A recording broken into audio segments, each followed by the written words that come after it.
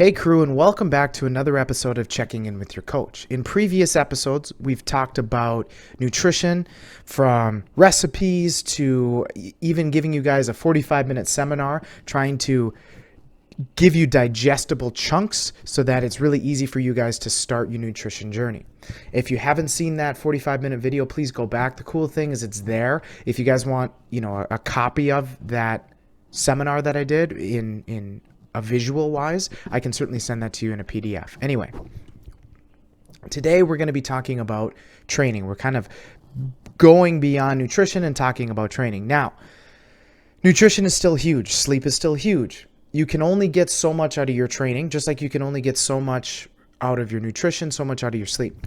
So speaking of nutrition, if your goal is to gain weight, you can see results by adding food into your life, right? If your goal is to lose weight, you're going to reduce some of that food that's coming in and you'll lose that weight. But at some point, there are going to be some diminishing returns, right? If you normally have a 2,000 calorie diet and you add 15,000 extra calories on top of that, some of that weight gain, most of it, is going to be fat, right? It's stuff that you don't want. Same with trying to lose weight. If all of a sudden you go from a 2,000 calorie diet down to a 200 calorie diet and you don't have a lot of weight to lose, your body's going to come to a grinding halt and you're not going to see very many results. That's why most people go through a yo-yo type where they do a crash diet, they lose 5 pounds and they eat again and then they gain 10 pounds and then they lose 5, gain 10, lose 5, and then they are 35, 40 pounds overweight because they're not doing it in an appropriate way. So training is somewhat similar.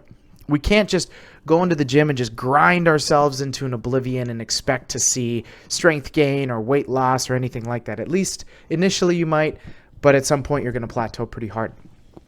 So with training, what is our goal with this? We're trying to add or create a stimulus that our body hasn't experienced and a stimulus that forces our body to change. And hopefully it's for the positive. So, Josh, what the hell do you mean?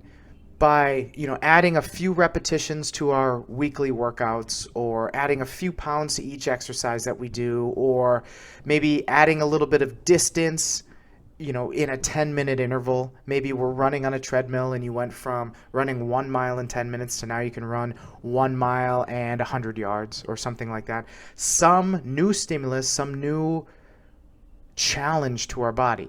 The reason being, if we keep doing the same output, or even worse, you do less output, at some point you're going to have that plateau effect and you're not going to be getting much out of your training. And in most cases, people try to do what I call marathon training, where, hey, a 45-minute workout used to do something for me. Now I'm going to kick it to an hour and a half. Oh, there's my results again. Now I'm going to kick it to 3 hours, 6 hours. All day I'm going to train. Oh, shit, Josh, I'm not seeing any results anymore. Why? Because your intensity really hasn't changed. It's the same stimulus. You're just adding more of the same stimulus, and your body adapts to it really quickly. So again, we're trying to add different stimuli. So over the next few episodes, we're going to talk about training volumes. We're going to talk about intensities. We're going to be talking about ways that you guys can set up your workouts so that you guys can be successful in the gym and you can get the most bang for your buck and not have to spend countless hours in the gym. I mean, I just came back from the gym myself and I wasn't there that long. I got plenty of workout in. It was plenty stressful, and it's going to continue to help me see my results, and I hope to give you guys the same. So stay tuned. We got a lot to talk about.